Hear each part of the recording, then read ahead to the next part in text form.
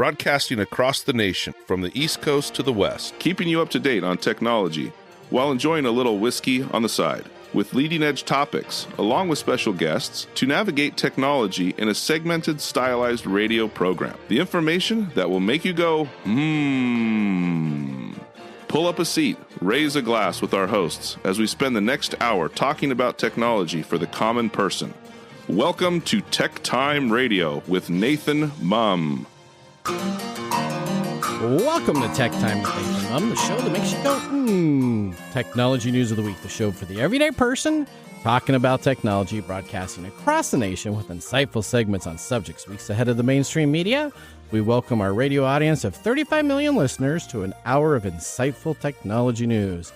I'm Nathan, your host and technologist with over 30 years of technology expertise. My co-host here, Mike Corday, is in studio, and he is the award-winning author and a human behavior expert. Now, we're live streaming during our show on 5 of the most popular platforms, including YouTube, Twitch.tv, X, Facebook, and LinkedIn. We encourage you to visit us online at techtimeradio.com and become a Patreon supporter at patreon.com/TechTime Radio.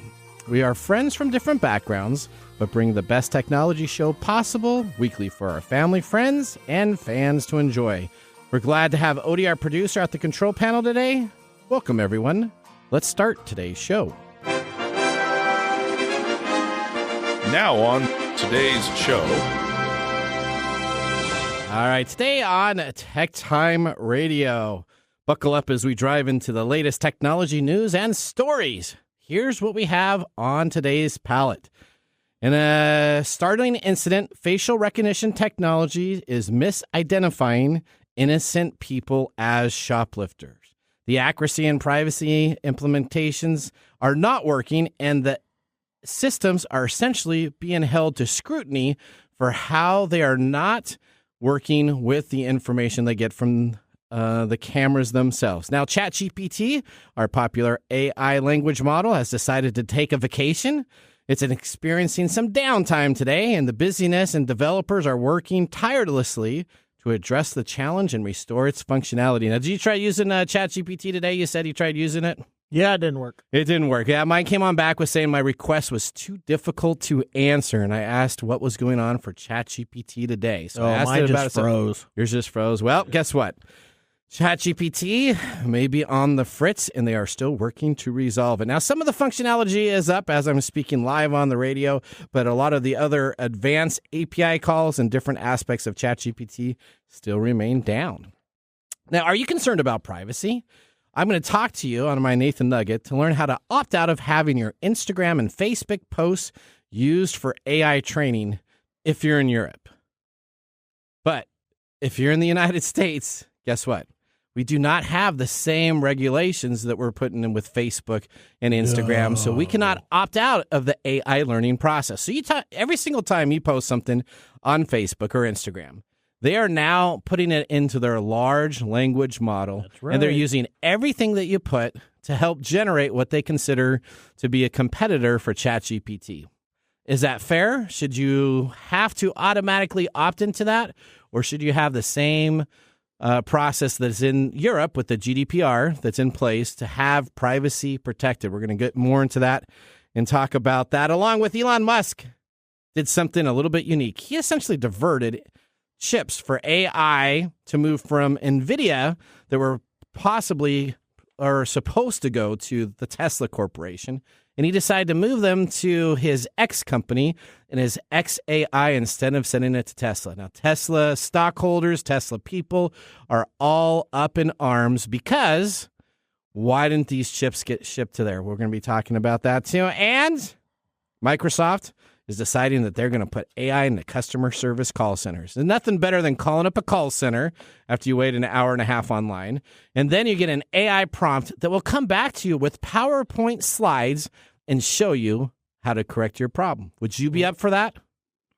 I don't know. Is there going to be typing sounds to go along with it? Well, that's what you get when you get it on Comcast, right? When you get this customer service. You listen to a video and a voice, and then it makes a little click. Yeah, we're going to talk about that because it seems like they think starting July 1st, that's what they're going to be implementing into call centers, specifically theirs at first. and others available to use their AI. How are they gonna give me a PowerPoint over my phone? Well, we'll talk about that. I got an answer for you. And massive leaks from YouTube. YouTube insider leaks have surfaced that essentially reveal hidden secrets and backstage drama content creators and viewers are recognizing. Now, we've had some data leak. Grand Theft Auto's newest game was leaked online.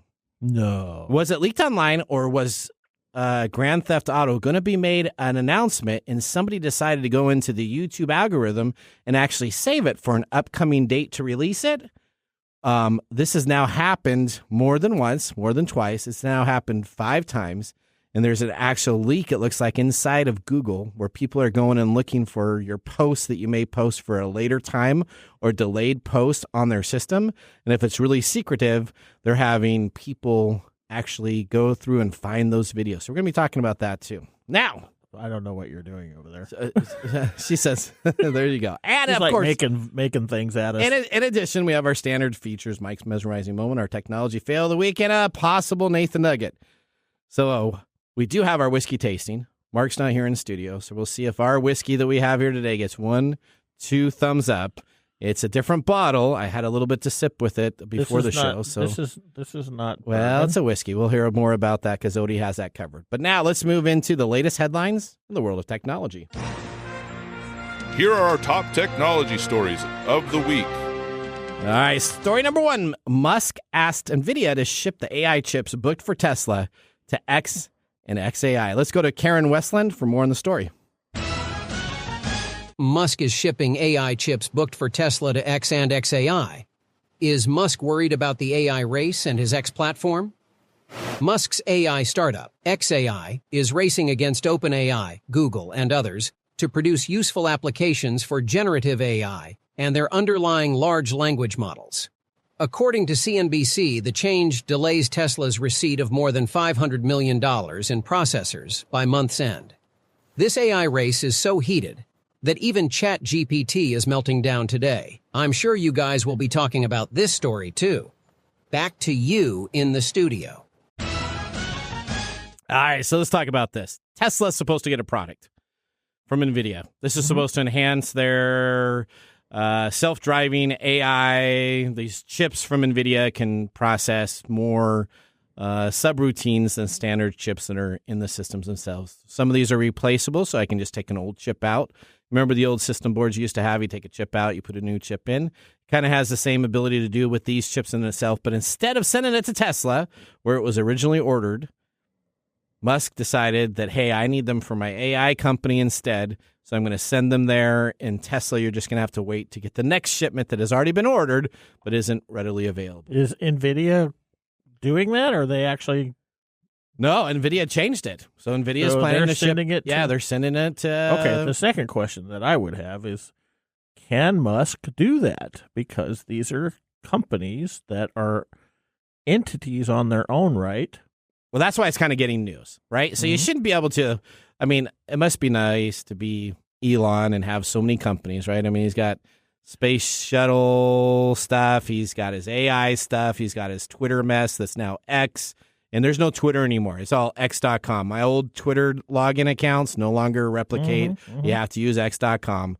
So he decides to call up the company presidents, probably the distributors and the president of the NVIDIA, and says, hey, I need those shipped to my AI company. Just will swip the orders. You guys send them over here to my AI company, and then the next order that was ordered from my AI company, you send it to Tesla.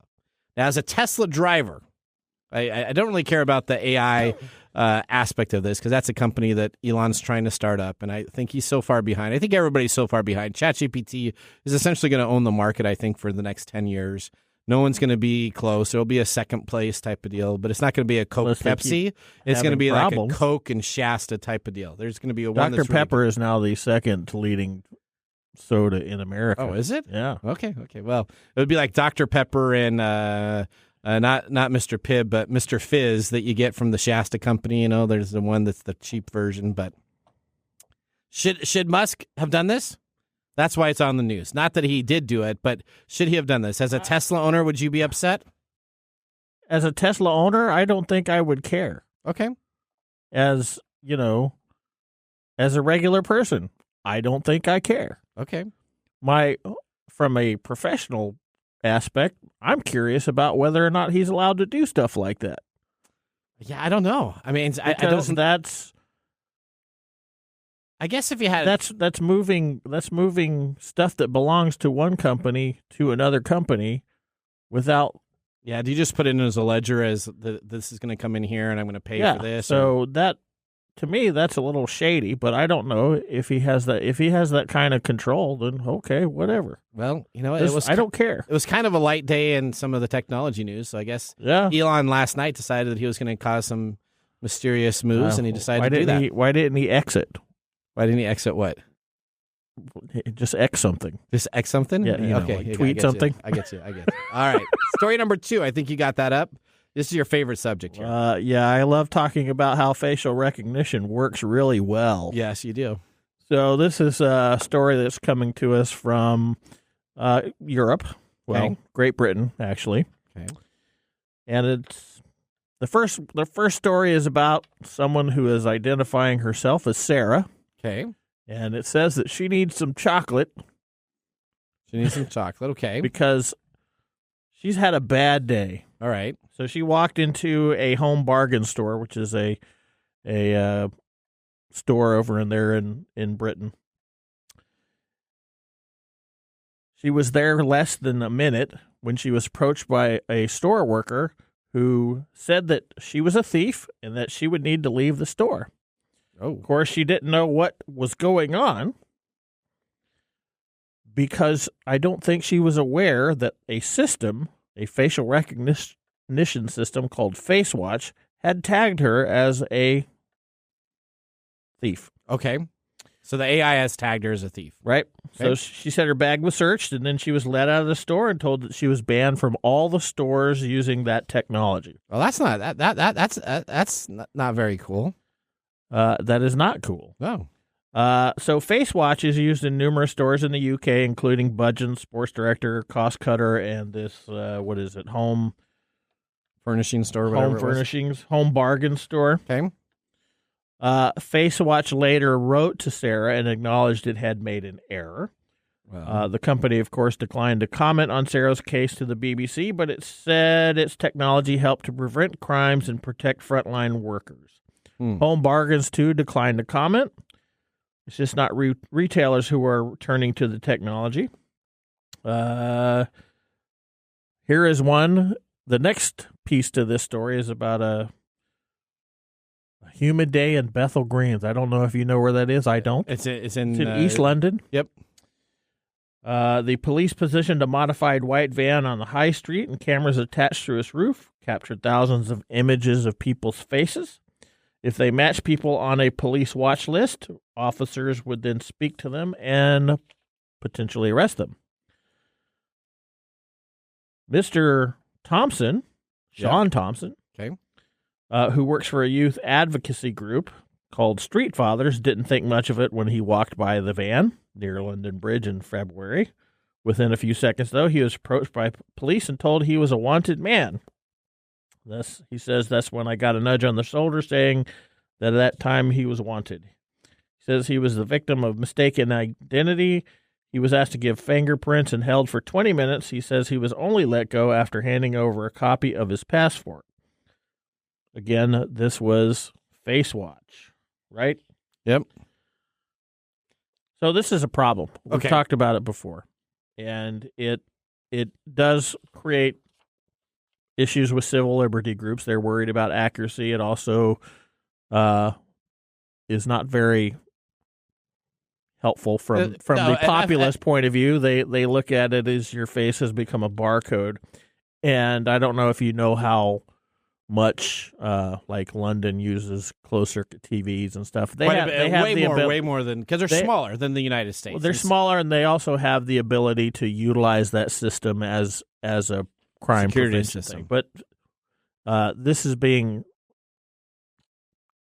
put into grocery stores and stuff to help with shoplifting. And these two cases, I believe in the article there were more than just these two cases, but these two cases represent the continuing problem with using this type of technology. One, because it identifies somebody as somebody who it's not. And then people do things without checking, right? So this person in the grocery store immediately went up to her. The Sarah person told her she's not allowed to be in there. They searched her, threw her out, told her she was banned. So what if I said, no, you're not going to search me? I'm not the person you think I am. I don't have any problems with that. I guess they'd throw you out too. And then in America, they can't do it. Correct. If somebody innocent, that's first. right. If somebody says, "Hey, you're going to be searched," I'm like, "No, I'm not. Yeah, I'm walking right out of here. And if you think I stole something, you can call the cops because you can't touch me." Correct. Well, at any rate, do you think that they're going to get better on this technology? Do I think? Yeah. Well, maybe we'll talk about that later. Yeah, maybe I'll ask you that on Mike's Moments. I'll think about that. But we know how much I love talking about this stuff. Well, there you go. I want to hear from you on that. All right, let's go to story number 3. Breaking news: ChatGPT is down. Down Detector, a site that keeps track of websites' downtimes, shows a surge of reports from users in the early hours of Tuesday morning. These were users that could not access ChatGPT. OpenAI hasn't revealed the nature of the issue. The latest update as of 2 p.m. Pacific time says we're continuing to work on a fix for this issue. Now, the update essentially happened overnight when ChatGPT appeared to have some difficulties. The popular AI tool that essentially was down says that it comes back with a prompt saying we're experiencing exceptionally high demand. Please try again later. So ChatGPT is either having some problems with their new 4.0 release, someone got into the system and is causing problems, or what could be the other conversational piece is that so many people are using ChatGPT that their servers overloaded. Now, which one do you think it's going to be?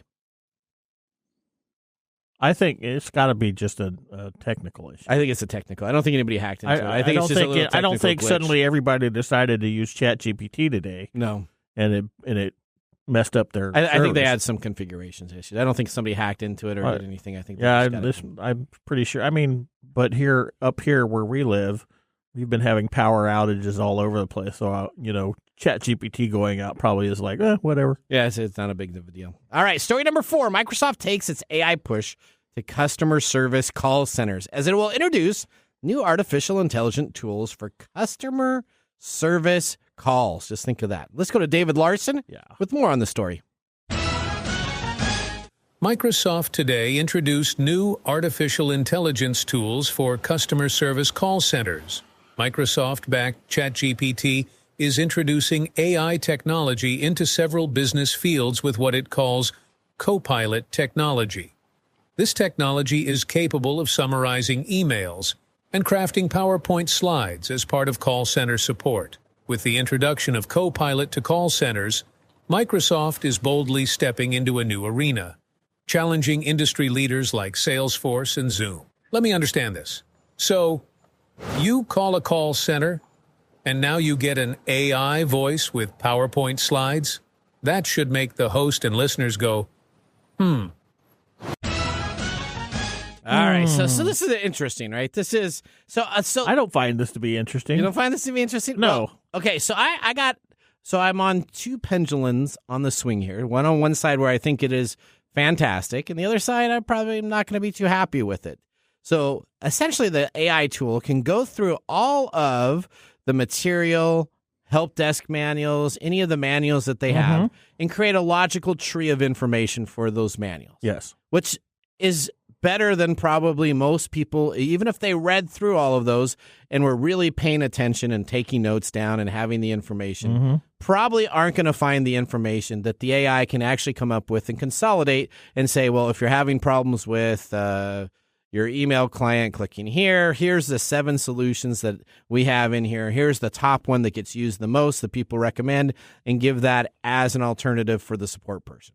I think that's great. That's a great use of AI technology that I'm so happy with. Really? Yes. But on the other hand, I don't think I would be okay within like an AI voice or some animated PowerPoint if I'm on a chat message, PowerPoint slide coming on up, explaining to me essentially the steps to fix this versus actually talking to a person if I've done it. So as a technical guy myself, I'm going to Google my question 2 or 3 times before I reach out to call a customer support agent. Mm-hmm. So just like you had your new cable put in, you needed to have a wall jack that was taken care of, right? Yes. Okay. Yes. Now we can play on my problem with the call center folks because they were assuming something that was not there. So they were assuming it was something else. They thought I was having trouble with hooking up the internet.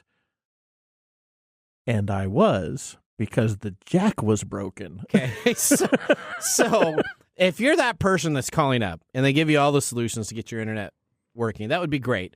But you could have cared less about that because you knew that if your jack worked in your outlet, you would have had the internet probably working, right? Yeah, what happened was I put in a request for a technician to come out and fix the wall jack because the wall jack was broken. Yes. The actual cable. The actual cable. Yep. And they kept escalating me to the call center. They would literally call my phone. So the AI's answering it for you right now instead of a live person. Yeah, well, these were live people. Okay, these were live. These were live people calling me up and saying, "We can help you get your internet started." Yep. And I'm like, okay. And so we went through the process. I got my internet working, but the wall jack was still. I had 2 wall jacks. I had a wall jack in the back part of the building, right? But would you be happy with an AI responding to you? No. Because no matter how good the AI had that information, I mean, they may have had the information. Hey, your internet's blah blah blah blah blah. You wanted to talk with somebody and say, hey, I just need a jack. Maybe it was an AI person. Maybe it was. I don't know because they kept escalating me and saying, okay, now you don't need a technician, and I kept screaming I ended up screaming at them that I needed the technician to fix the wall jack that was broken. Well, I'll tell you this. Microsoft is releasing this new contact center software starting July 1st. And I have some advantages. I think that it could be really good.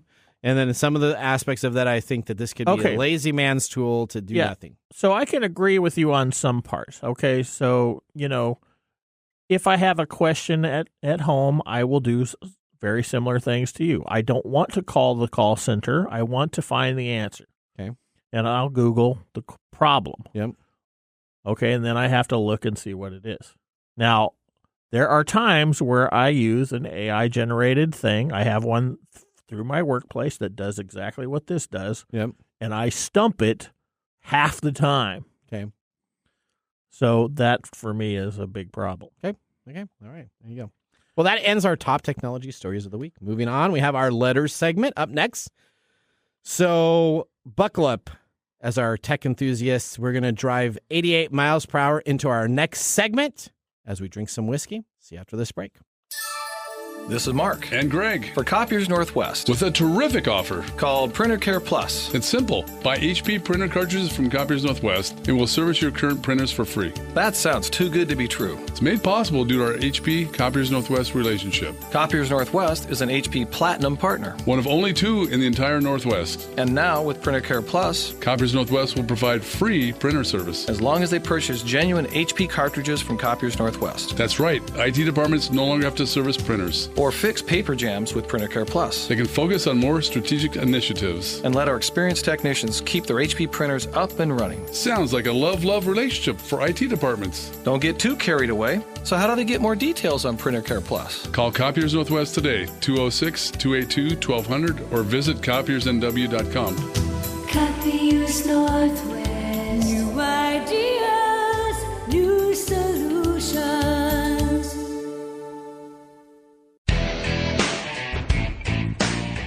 Welcome back to Tech Time with Nathan Mumm. Our weekly show covers the top technology subjects without any political agenda. We verify the facts, and we do it with a sense of humor in less than 60 minutes. And, of course, a little whiskey on the side. Now, Mark Gregoire, our whiskey connoisseur, is out, so we have Odie explaining our tasting. Odie, what are we tasting today? Today, y'all are tasting the Cognac Yep, correct. Park Single Barrel Cellar Number 5, 2016 Petite Champagne. Okay.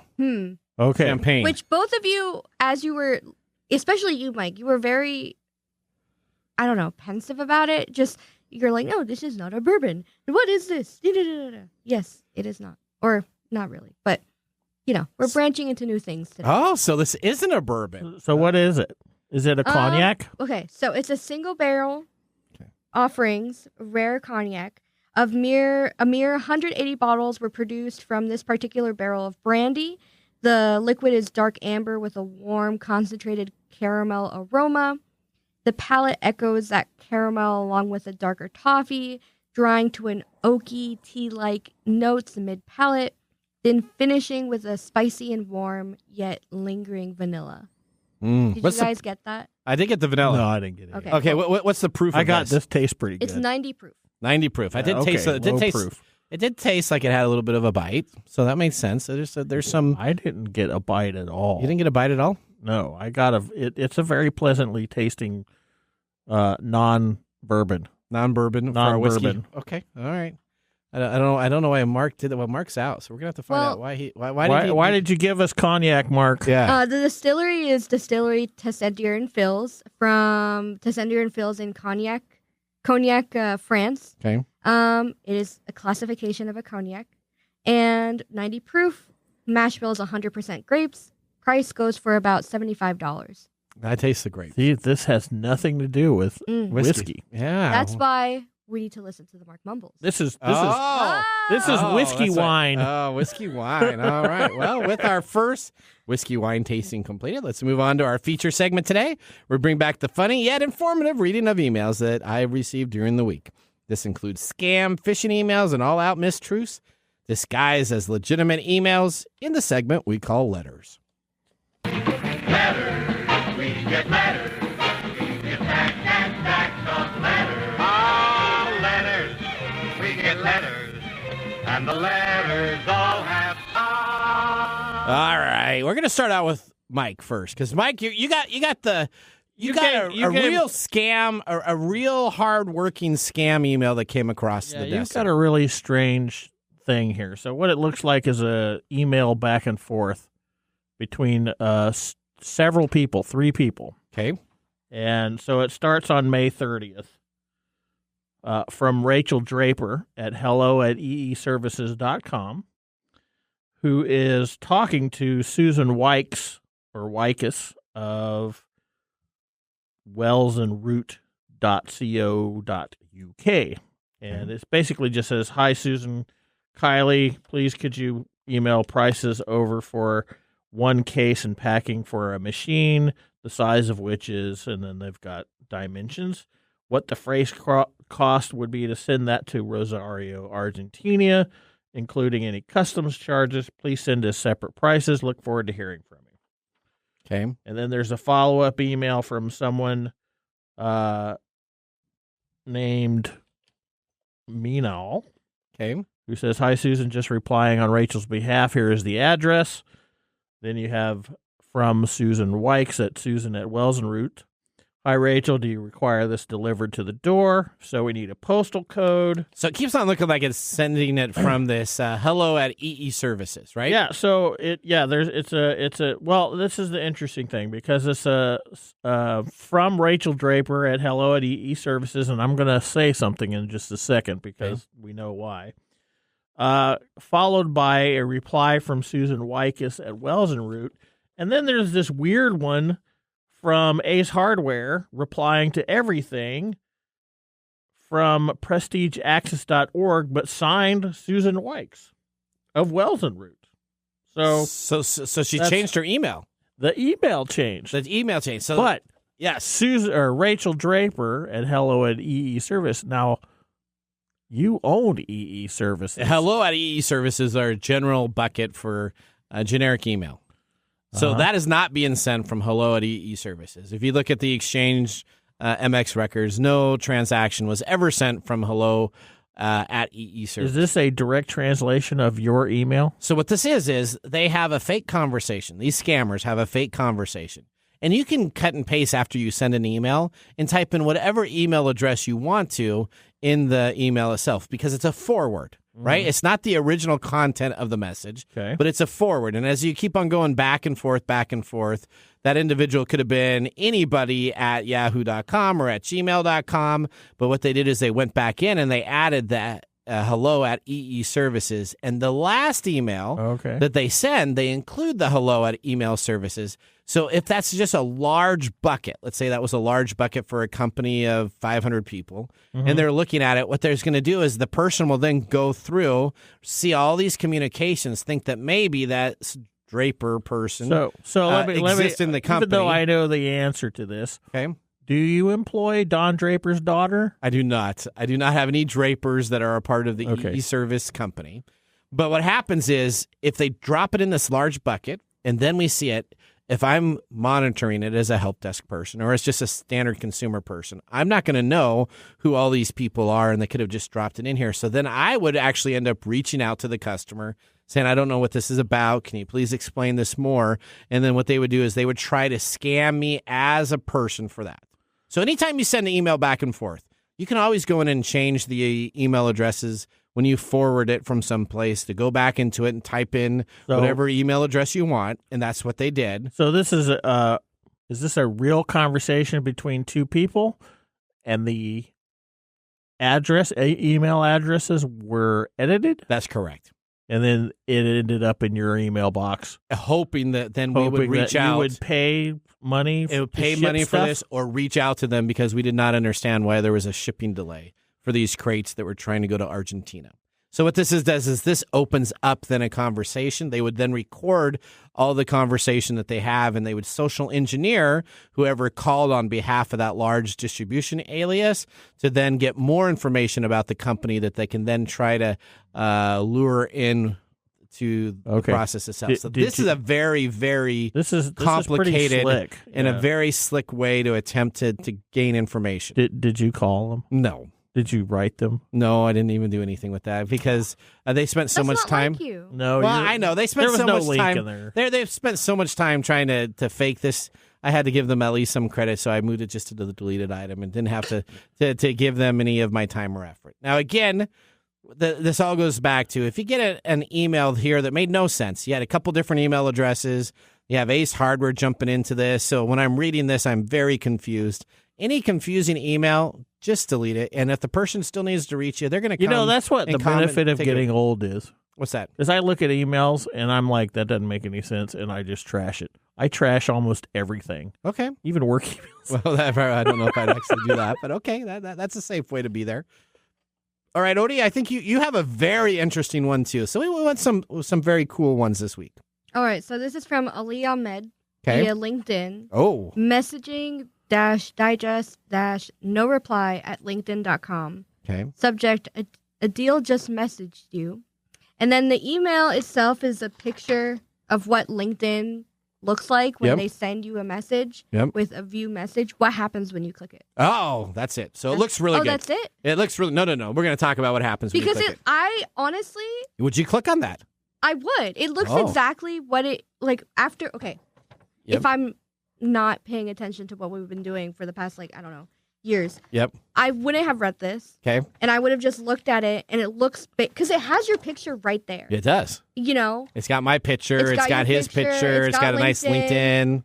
You know, and he's a business development manager at Yam Pro Health and Well. It has even the little line. I'd click it. You clicked it? So guess what happens when it says view your message? Sign in. It says, hey, we're having an error viewing this message. Oh. Can you please sign into your LinkedIn account? Yeah. Now, I'm already signed into LinkedIn. So if I click on that, it should naturally just go into LinkedIn and open up the message, which if it was from LinkedIn, that's what would happen. So it says that it has a miscommunication. That could be that the LinkedIn message was deleted because he was a scammer, but that wasn't the case. Essentially, when I click on it again, it says the same error. And then when you go down to the bottom, there's a couple more links in there. When you click on those, then it says, we're having problems with your LinkedIn account. We would need you to log in with your username and password to verify it is you that's going to have it. It's got the same SMS text message that you'd have on LinkedIn. Yep. It is done to a T. And what you're doing is normal. No, I know. That's the problem, is that it looks so good. You're just that's right. Your brain is saying, this looks real. Mm-hmm. I'm not going to verify. I'm going to go right to what it needs. And so there you go. Then they get your But what information. do they get with the LinkedIn? They'll get your password. Okay. Right? So the idea is to get your username and password, and then Then for they them can to go into your access account, your- and what they'll do is they'll just delete your account. They'll put your account into delete mode. So now you spend all this time creating your LinkedIn profile. Why? What's the Your point delete. of that? Yeah, well, exactly. because you can restore your LinkedIn account within 15 days, but they'll go automatically delete it, and they'll say, well, we'll give you your password now because they changed it.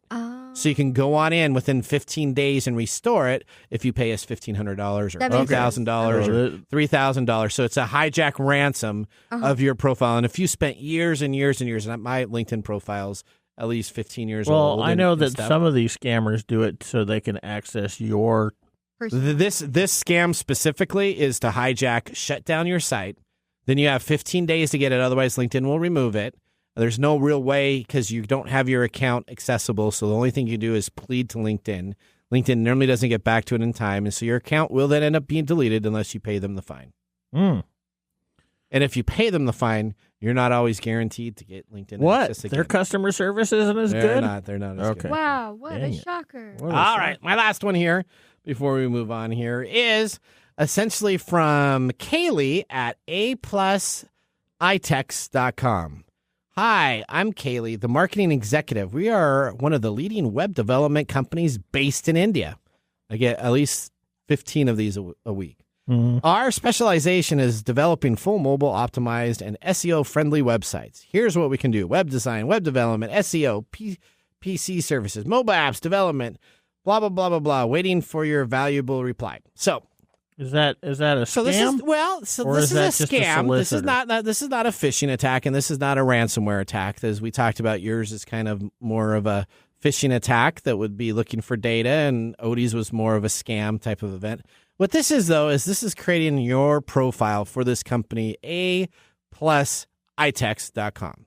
So you call them back, you ask them about your HTML, you ask them about what's going on here. They want to find out all about your business. They want to get access to your information. And what they do is some of these companies are custom companies that will actually work on your website design.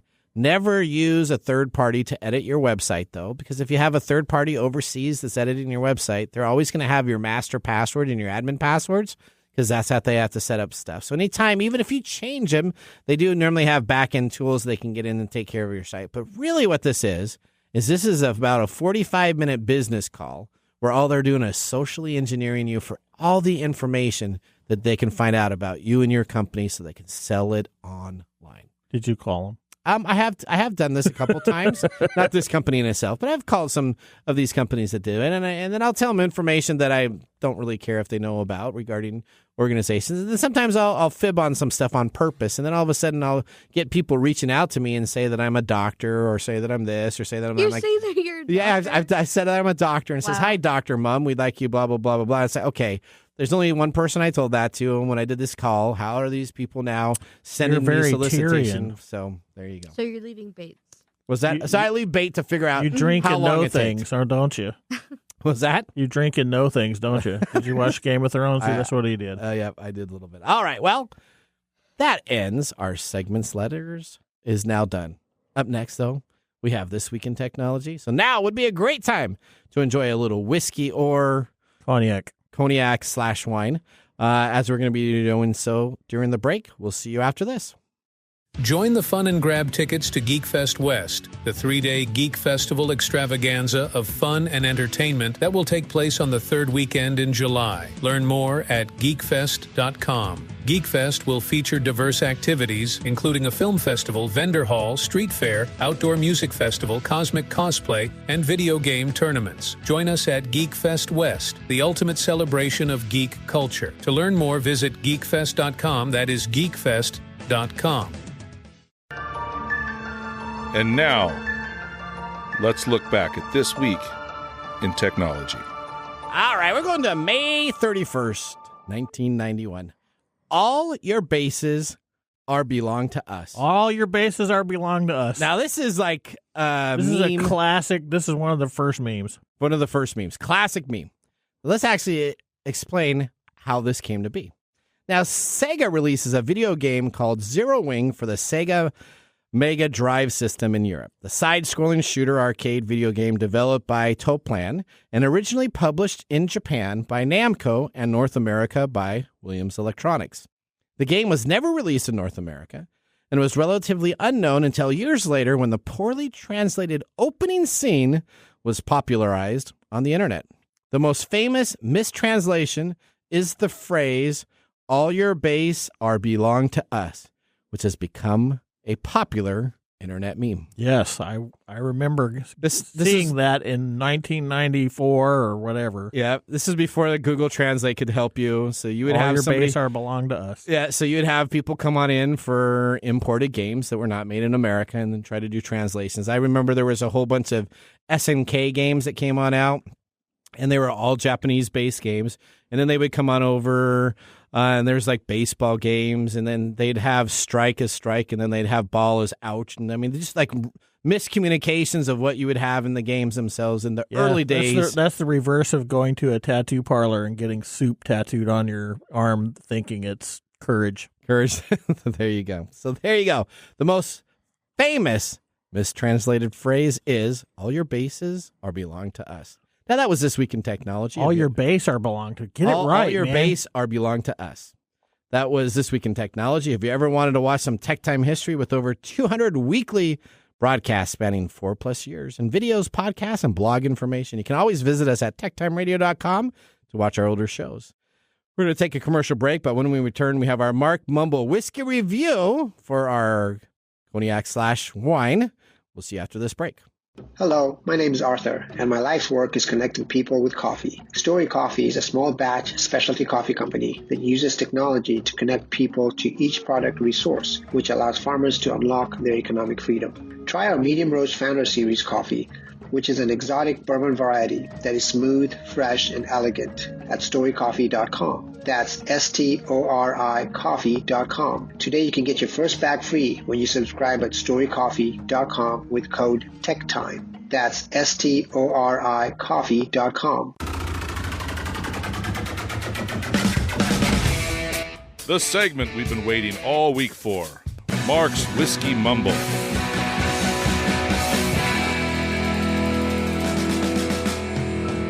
Okay. All right, what do we got here? Hello. Okay, do y'all know what today is? National Cognac Day. Oh, is that? It is, way yeah. to go. Way to go, but yeah, My high God. fives all around. Yeah, that was just a freaking guess. Well, that's okay. That's what I do too. Those are okay. All right. Okay. So today Yep. invites you to have a laid-back day while enjoying one of the finest alcoholic drinks, cognac, which originates from a town of the same name in France. Okay. Is typically a type of brandy that many enjoy due to its distilled and fine taste. The beverage speaks of a splendor-rich atmosphere in which conversations are punctuated with sophisticated and intellectual topics. What a great spirit to sip on during Tech Time Radio. Really, I don't think we're that pretentious. No. Only Mark is. I feel like it should be Savassier. You remember that from Saturday Night Live? I do not. Savassier. No, what is it? I have no idea. What does that mean? Look it up. Okay. Look it up. I'll look it up right now. All right. Is there anything else that he says about this in the history? No. No. But we can go on to the mumbles. Well, hang on. What are you thinking about this though? You're already done with the the like thing. I said, it's a very pleasant tasting beverage, but it's not bourbon, obviously. Right. It has kind of a sweet taste to it. It's got some fruity notes, and then it has a pleasant finish. But it's not what I would consider to be. This is something nice to sip on. Yeah, I don't know if I don't know if I could sip on this. I mean, it's okay. It tastes a little fruity. It tastes a little different. It's not whiskey. It's not. Right. Right. It reminds me of Canadian Mist. Not It's really like- whiskey Whoa. either. No, it's not. It's not Canadian Mist No, it's either. not bad tasting though. I should say it's not bad tasting. But I'm It's trying to say it's whiskey wine. It's all grape. I mean, and that's okay. It literally is 100% grape. it is okay. All right, Well, like all things magnificent, cognac is Cognac? Cognac is as well, with specific standardizations that must be met in order for a brandy to even be recognized as cognac in the first place. For example, a true cognac must always come from the vineyards of the 6 certified regions located in the southwest France. The region where this cognac comes from is the Petite Champagne region. This area should not be confused with the famous region of Champagne, which is situated in the north of France. The Champagne wine region produces the iconic sparkling wine synonymous with special occasions. It is not a whiskey, but it is pretty darn tasty. This Petite Champagne has a ton of caramel and softer fruit tones. Think Eagle Rare / Elijah Craig. Mm-hmm. Definitely a bourbon's drinker's step into the world of cognac. Mark has been enjoying this along with his whiskey. Mark is curious what the guys will think of this. Oh, Which, okay. you know, I read it before the show. I wasn't expecting you to hate it. Not that you're hating it, but I wasn't expecting you to be so anti this drink. I'm not anti anything. He's probably going to give it a thumbs up. I've just said it's not bourbon. It's just not bourbon. I'm actually used to the bourbon taste. You're miscuing me, I think. There you go. No. All right. Well, I hate this stuff. No.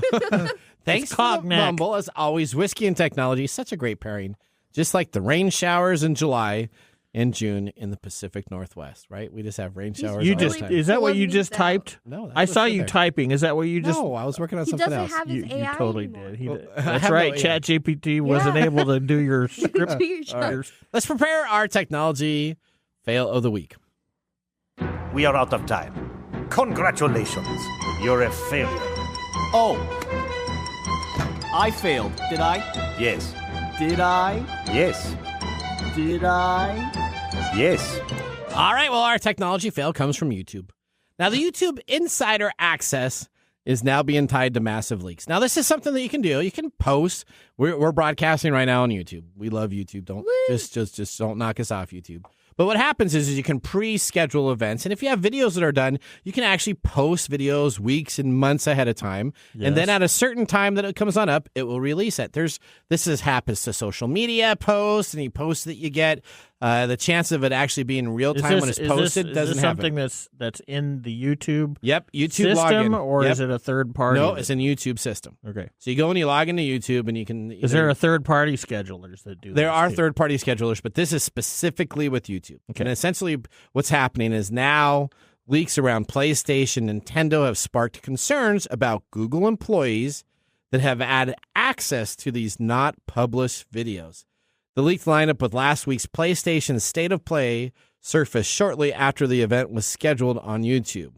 This has added even more concerns over the kinds of access Google employees have to videos before they go live, an issue highlighted in a recent report from the Insider Gaming Tom Henderson's and 404 Media. One incident as noted by Henderson occurred in 2022 when KSI attempted to do a giveaway of over $10,000 in Amazon gift cards. However, KSI later realized that all the gift card codes had been redeemed before the video was even posted, sparking an internal investigation into YouTube. The company reportedly started a similar investigation when the trailer of Grand Theft Auto 6 leaked, but it was not clear whether it was related to YouTube or not. Now, this goes on to essentially all the way back in 2017 when Nintendo Leak was offered the new Yoshi's Crafted World, and a Google contractor found the video and decided to share it with friends before it was officially posted. So essentially, these are Google engineers sitting around looking at videos and saying, "Oh, look at this." That's correct. So here's a company that's decided to upload something that they've already pre-done, already have it baked in. It hasn't been released to the public. They go and they put it on the video feed to release at 6 a.m. on a certain day, or 5 p.m. or 3:30 with the video to announce it. And what's happening are their Google employees and contractors are going on in and just surfing for all the hidden, non-published videos, watching them, and then leaking out information and becoming content experts in different aspects. I actually believe I have an example of this that happened to a game I play all the time called Sea of Thieves, where there was this one individual that had never been heard of before in that community. Started posting all these updates that were going to happen with Season 9. No way this guy could have been so correct. I mean, this guy was so spot on that it was concerning. And now we find out that Google essentially has these leaks. Sounds like YouTube and Google need to figure out their stuff. Well, guess what, Mike? Now it's time for your mesmerizing moment. Oh, yay. This is Mike's mesmerizing moment, presented by Story Coffee. Visit storycoffee.com. All right, so I got a couple minutes about games. Was that? I want to ask you about facial recognition. All right, what about it? Is it a problem, and what needs to be changed to make this work? Okay, so this is always is more difficult. And I only give you a minute, so that's right. Than it is to look at it, Okay. right? So the problem with facial recognition inherently is that the people who program it have inherent biases, and those go into the programming. So Okay. at one point, we're seeing inherent bias coming out in the results. The face is more complex than people seem to think it is. Mm-hmm. Your face can produce over 10,000 facial expressions. And so the camera may be picking up one thing and identifying it as something else. Okay. And of course, there's physical things like lighting and partial. So do I think this can be improved? Not a whole lot. I don't think. I think we're going to continue to see problems with facial recognition misidentifying people, especially since this has been going on for years. Yep. And it doesn't seem to be getting any better. Even with lineups and people forget. You know what the number one thing is? Well, we did that one before where it was like you would scan your face and then it would find your pictures online, and it kept pulling up pictures, especially me. It kept pulling up pictures who none of them were me. Best way to ID that I've seen to be very, very successful is your thumbprint. You know, you put your thumbprint on there. I'm sure you can fake it according to Mission Impossible and all these type of deals. You could probably fake anything that's electronically engineered, but having that actual thumbprint put down and scanning and looking at it seems to work much better than your face. All right, well, let's go to our Nathan Nugget. This is your Nugget of the Week. All right, here's for you. Do you want to opt out of Instagram and Facebook? I just turn them off. As far as at least using that for AI? Well, if you're in Europe, users can opt out. Meta's new AI chat tools across Facebook, Instagram, and other products in the Meta universe, especially over the pond, allow you to opt out of selling any of the information that you use into their AI tool. And that's due to their law, right? To the privacy laws that are specifically created to not allow personal information to be used. Now let's go and talk about the United States, though.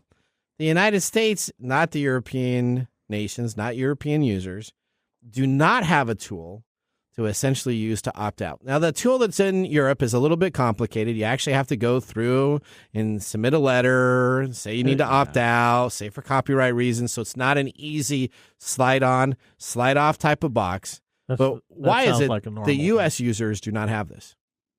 Well, we do not have GDPR laws in the United States.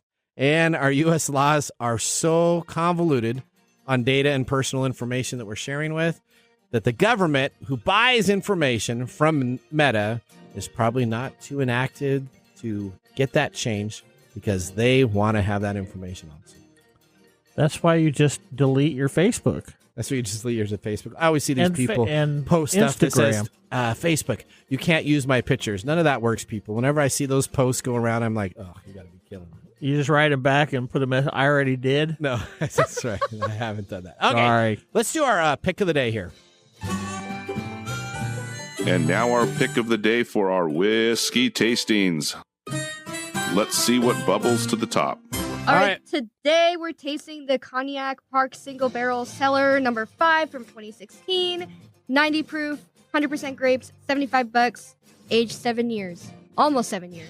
Thumbs up, thumbs down. Thumbs down. Oh, I'm definitely going to give it a thumbs up. Yay! Thumbs up. Yeah, it's great. All right, I'm giving it a thumbs down. I want whiskey. Okay. Where's Mark with my whiskey? You can't give it a thumbs down based on what it is. I'm going to give it a thumbs down. Remember, the science of tomorrow starts with the technology of today. See you next week. Of course, Thanks for joining us on TechTime Radio. We hope that you had a chance to have that moment today in technology. The fun doesn't stop there.